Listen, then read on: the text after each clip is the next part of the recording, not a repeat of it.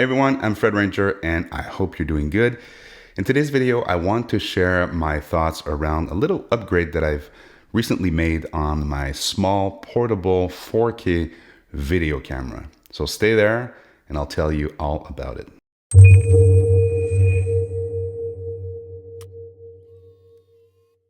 Okay, so a couple years ago, I've actually bought a little camera that I wanted to bring on my travels because I didn't want to lug around the Fujifilm or the Sony or whatever big video camera that I had at the time.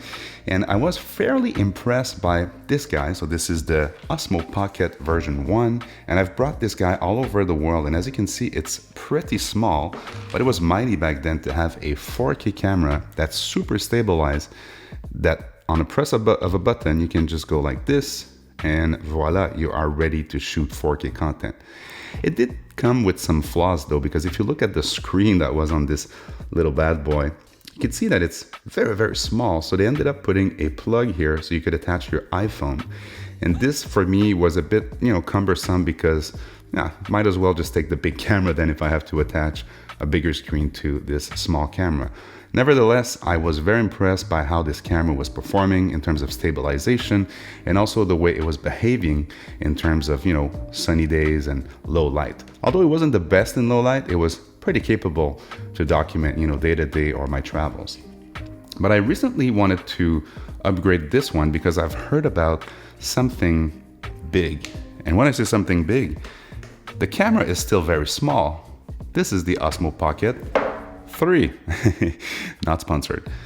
This is a very small camera still, and if you look at it, the form factor is pretty much inspired by the version 1, but it sports a 1-inch sensor in there, and that makes a whole lot of difference for low light capability, also being able to separate the background and also being able to capture more light in different various scenarios.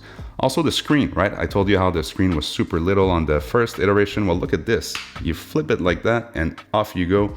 You can actually see what you're filming and the brightness is good enough. And you can even film vertical content just by the flip of a screen like that. You are ready to film vertical content. It also turns the camera off if you don't tell it to keep it on. Very impressed by this little guy. Like I said, I bought the creator combo for a couple reasons. First is that it comes with some of the elements that makes this system so useful.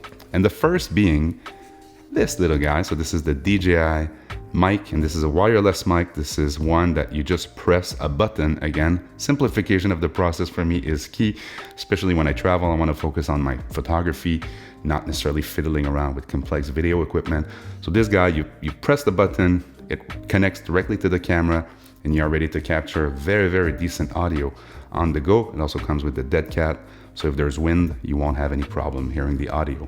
You'll actually see some concrete real-life test right after this bit, and you can judge for yourself if you like the audio.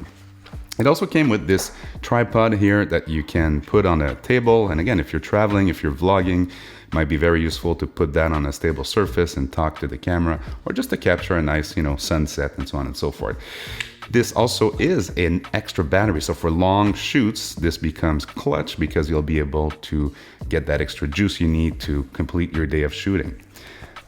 What else? I mean, it does come with an extra little bit here. So if you're not using the tripod, you can just, put that in the camera. You'll be able to charge it and also put it on a tripod because it has the 1/4-inch mounting system right at the bottom of it. The pouch itself is really nice, to be honest. So I can see myself, bringing that within my camera bag and having everything I need to be able to capture videos on the go. But enough of me talking. You want to see this thing in action, I'm pretty sure. A couple caveats. I haven't shot log yet with this camera because I don't have the filter that is magnetic. That's also something that was on the first one, but just the easiness of how you use it, like let's see here. If I take the camera like that and I just put the wide angle lens that actually comes with the creator combo kit, there you go. It's magnetic, it's ready to go. Very easy to remove it, put it back into the case, and it's magnetic into the case too. Anyways, all that being said, this is the footage I've captured with it. There was some snow, so it's not the best footage in terms of the colors and so on. But once I receive my ND filter, I'll be able to do some more filming and also film in log and try some de-enhancer, plug-in to see how I can make the footage look. Let me know if you have any questions after I run this little video. And I've been Fred Ranger. Please enjoy life, be happy, and enjoy your super stabilized 4K 60p slow motion video camera. Cheers. So I'm here in Montreal, and it is kind of spring, supposed to be spring, but definitely doesn't feel like it. We had a last snowfall, and I'm here with little Billy. Let's test this here. This little guy right here. Where is he? Oh, right here. That's Billy going out for a little walk while I also test the new addition to the visual storytelling kit. This is the DJI Pocket 3, which I literally just got yesterday, and I'm excited to add that because I was a bit tired of having like heavy cameras when I travel or when I want to do something like this. So far so good. I'm on automatic because I don't have the ND filters yet to create a cinematic shot. So this is pure straight out of camera type of image that you can get from this little guy. The cool thing also is that also comes with a mic. This is a DJI wireless mic, and all you have to do is to open it and it'll connect, and then you're off shooting. So that's something that was also a factor, decisive factor for me, not having to fiddle around with like connecting microphones and so on. I like what Sony's doing with their cameras, but having something even smaller, not having to fiddle with any wires, was becoming very big for me in terms of video. So let's actually test the 4K 24p. This is again fully automatic, so the shutter speed might be wrong a bit. No motion blur today. When I get the little ND filters, we'll get more cinematic, but for now just testing the straight out of camera colors. Oh, Billy wants to stop here. That's a good test of the stabilization. Little Billy here tries to do his thing. There you go. You can see it in action. that was okay. That was fine. Come, Billy. Come. So yeah, so that's the image quality you get with this Osmo Pocket. And give me one sec. I'm getting tangled with Billy here. There you go. Okay. Yeah, so that's the quality you get from the Osmo Pocket. I'm gonna try the active tracking. I'm gonna put the camera on a surface just to see how it can actually track me from distance, and also how this little mic is handling being a little bit afar. So this is the regular lens that I'm using right now. It does come, the creator kit, with a wide angle lens. I think I might actually use it when I travel to capture a little bit more of the scene. Oh, there's wind right now, so we're gonna see if the actual mic is doing a decent job when there's a lot of wind into the microphone. So let's see how that goes. Okay, so I found a nice little spot where I can put the DJI Osmo Pocket 3, still with a wireless mic here.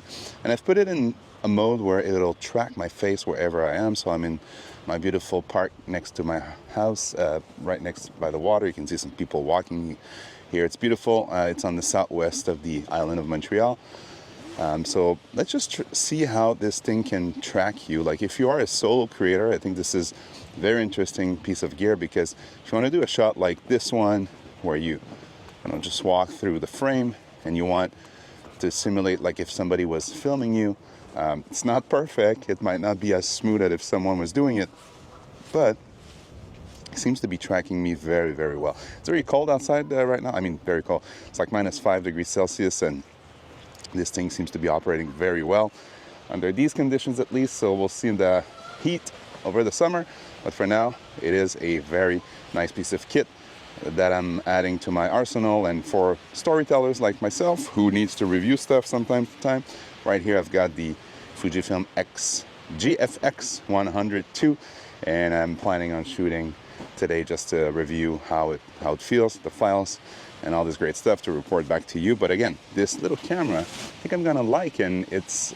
allowing me to do a lot of stuff that, I would have to bring a bigger camera like the Sony ZV-E1 or even the Fujifilm X-H2S. I don't have to do that anymore. Is the image quality as good? I don't know. Maybe not. It's a 1-inch sensor, right? So it's not the same as the full frame or even the APS-C, but it seems to be doing a pretty good job. And again, I'm on the automatic setting, so I don't have the 24p settings because I don't have the ND filter. They're coming in. I'm actually working on getting some from various brands so I can report back to you. But here's little Billy. So he's probably the most involved in camera reviews since the beginning. He's always there. He's either, you know, sleeping in his little bed or he's doing a walk like this. And I think, Billy, what do you think about this new little guy here? Is it a yes? Yeah, it looks like a yes. So I guess if Billy approves, I approve too.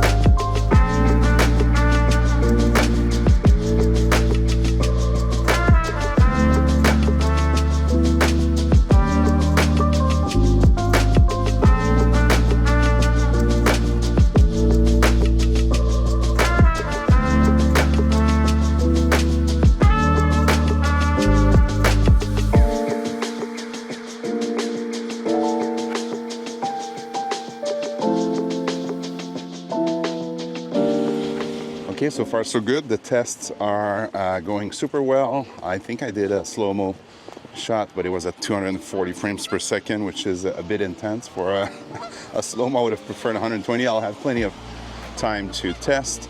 Oh, let me show you this. These are the goose. In Canada, we've got these guys, right, that are pretty interesting. Let me also test. Good opportunity to test the zoom feature. Look at this. There is a 2x zoom within the gimbal, within the lens. I kind of like that. I don't know if it's digital or physical. I have to read up.